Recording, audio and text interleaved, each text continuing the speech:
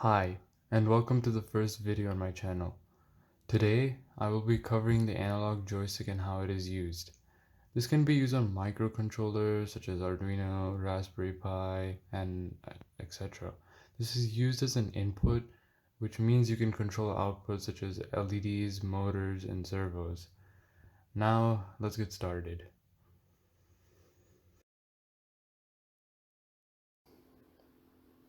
Before we get on the code part, let's first talk about the electrical rules. So first of all, the analog joystick only goes to 5 volts. Make sure it goes to 5 volts. Next, the VRX controls the x-axis and the VRY is the y-axis. You can put them in any analog pin, but you'll have to change the code a little bit. The SW is a push button that turns on when you press it down, and it's located right here. So when you press down on this, then it activates this button. Again, you can put it in any pin you want. So for my setup, ground goes to ground, 5 volt go to 5 volt. VRX goes to analog 1, VRY goes to analog 0, and SW goes to digital 2.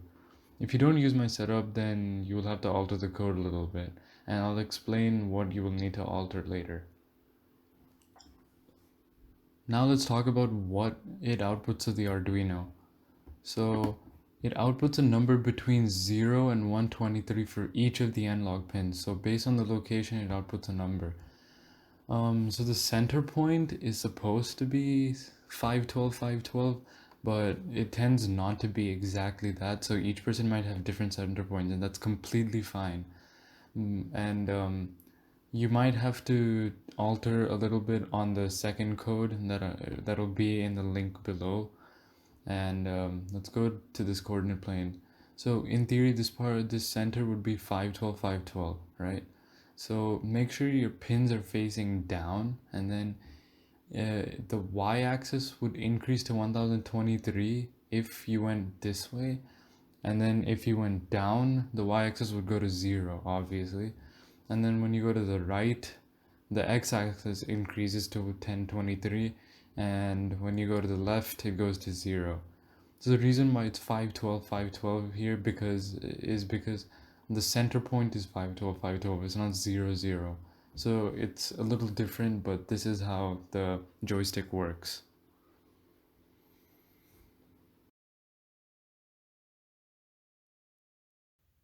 I will now show you how to wire my setup. Here I'm using the Arduino Mega 2560, and I'm using this one because it has many pins and is most convenient and useful for me. You can use any Arduino for this setup, but you will just have to change a small thing once we get to the code. And if you are using a different Arduino, just connect it to the same pins. So I removed the cap of the analog joystick so I could show you the pins better. So ground just goes to ground. The plus 5V is just your 5 volts, so that goes to 5 volts. The VRX goes to analog 1.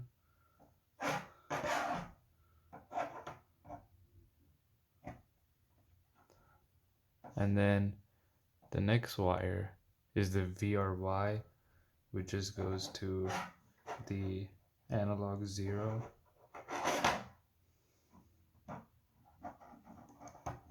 And then your last wire, SW, goes to digital 2.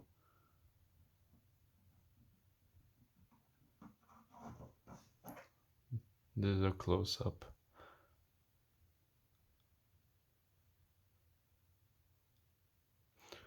That's it for the wiring.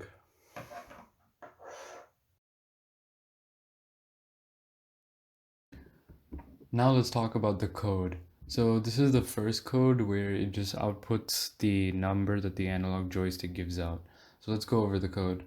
So the first 3 lines here, it just defines the pin. It says that the switch is connected to digital 2 and the analogs are connected to analog 0 and 1.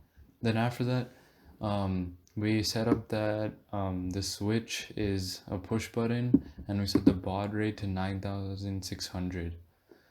Then here, this is a code that constantly repeats.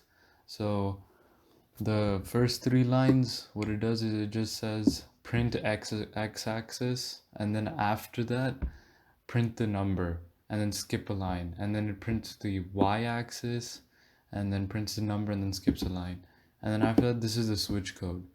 So it detects the switch, and when the switch is turned on, then it says it prints out on, and when the switch is off, it just prints out off, and then it skips two lines to make it easier to see the updates in the numbers, and then it delays by 500 because it moves way too fast if you don't add a delay. That's it for the code.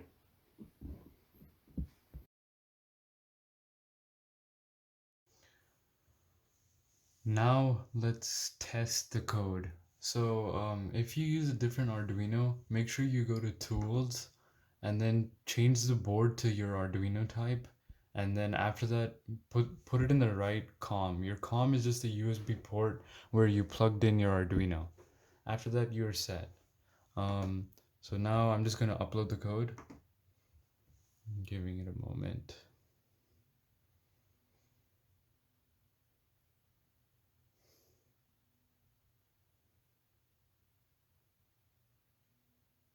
There we go, it is uploaded. Now let's open the serial monitor. This is where it'll print the numbers. So as you can see, mine is also a little off. You can see that my x-axis is 492 and 506. It's not normally perfect. So now make sure that the pins are facing downwards. And when I move it forward, you will see that the y-axis will go to 1023. And when you bring it down, it's going to go to 0. And when you move it to the right, it's going to go to 1023. And when you move it to the left, it's going to go to 0. So it works now. And then if you click, you can see the push button. It's going to turn the switch on. And now it's off. And now it's on. So if it isn't working for you, just go back and then check again if you did all the steps right. Also, if you have any issues, just comment down below.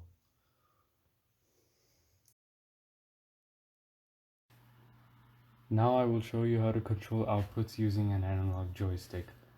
So this is a zoomed out version where you can see the analog joystick and then the LEDs. And then let's go to the zoomed in version. So don't remove the analog joystick, it is still there, just zoomed in.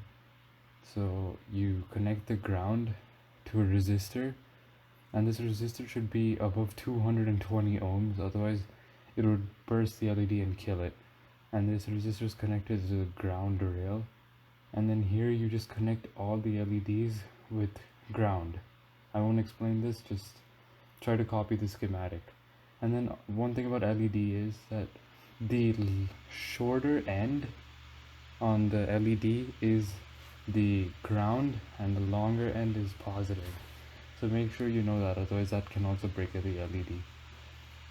And then these just connect to the digital pins, and just copy this entire schematic.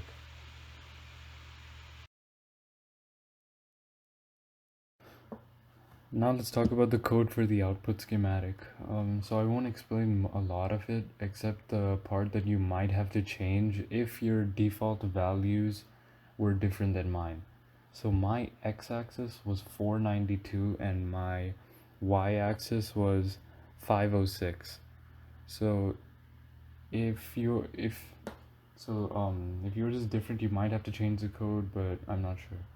So if you'll see these values here, if analog read. So if the x-axis is above 600, then it would turn on the right light. So if your normal position on the center point is above 600, you might want to change this value to higher than the center point, otherwise the light will always stay on. And then suppose over here your x-axis center point is 480, then it will permanently stay on because this will always be true. So you might have to change this value to like 470. So you would have to change that for all the values over here. And that's it for the code.